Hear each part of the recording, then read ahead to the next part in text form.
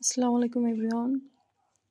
আমি আপনাদের আজকে সিট পিঠা বা সিটে রুটি পিঠা বানানোর রেসিপি শেয়ার করব। এটা আমি গ্রামে মাটির চুলায় করেছিলাম। এটা খেতে খুবই দারুণ, সিম্পল উপকরণ দিয়ে অসাধারণ একটি আইটেম। এটা অনেক মজা লাগে। এটাতে সামান্য লবণ, পানি, সামান্য তেল ব্যবহার করা হয়। এটা বানাতে অবশ্য একটু সময় সাপেক্ষ, তারপরেও এটা স্বাদ যতটা সময় ব্যয় হয়েছে সেটা ভুলিয়ে দেয়। এটা খেতে খুবই ভালো লাগে, বিশেষ করে মাংস, মুরগির, গরুর, ভুঁড়ির সঙ্গে তো আরও বেশি মজা লাগে, যেহেতু আমার ভুঁড়ির পছন্দ। অন্য কার কেমন লাগে জানি না। এটা যশোর জেলার গ্রাম বাংলার একটি ঐতিহ্যবাহী পিঠা।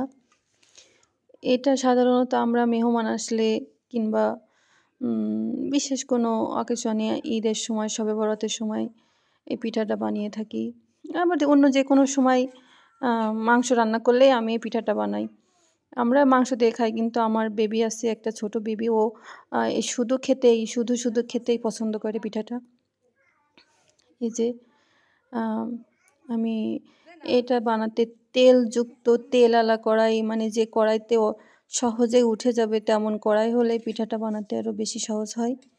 যাতে উঠে যায় তেমন তেলা কড়াই, ফ্রাই প্যানও করা যায়, যেটাতে নিচে আটবে না, কড়াইয়ের তলায় লেগে যাবে না, সেই কড়াইতে হলেই ভালো হয়। এই যে আমি পিঠা দেখতে দেখতে অনেকখানি পিঠা বানিয়ে নিয়েছি। এই যে এটা বড় একটা প্লেটের 1 প্লেট পিঠা বানিয়ে নিয়েছি। এটা আমাদের আত্মীয় স্বজন, বাসার সবাই খাবো আর কি, সবাই মিলে।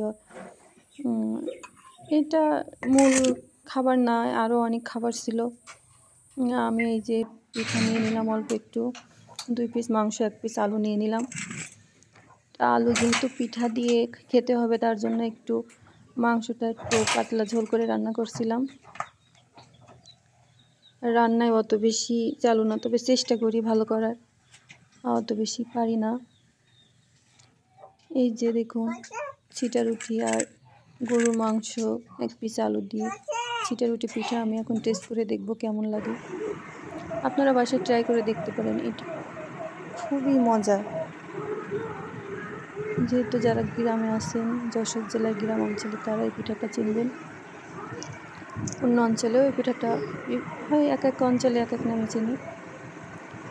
যে পিঠাটা অনেক বেশি সফট হয়েছিল, খেতে খুবই মজা।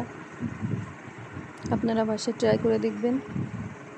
ভালো লাগলে আমার চ্যানেলটি সাবস্ক্রাইব করবেন, লাইক দিয়ে পাশে থাকবেন।